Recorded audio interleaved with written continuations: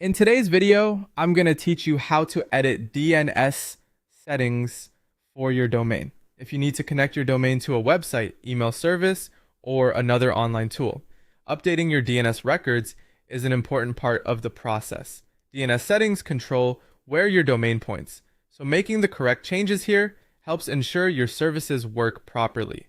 In this walkthrough, I'll show you how to access your domain settings, add the records you need, and save your changes correctly.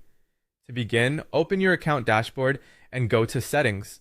From there, find the Domain section and select the domain you want to update. Make sure you choose the correct domain before making any changes, especially if you manage more than one. DNS changes affect how your domain behaves online, so it's always a good idea to double check that you're editing the right one.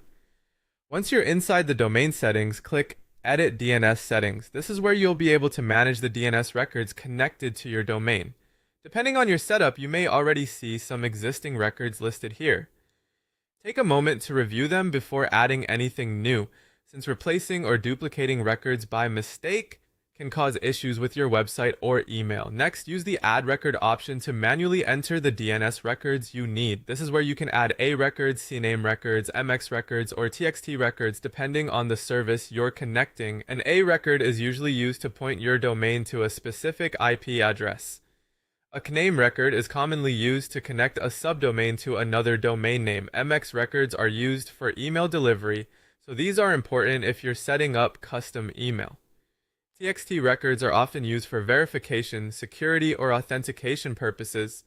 When entering any of these records, be careful to copy the values exactly as provided by your hosting company, email provider, or third-party service. Even a small typo can prevent the setup from working correctly. After you've entered all the required records, click Save to apply your changes.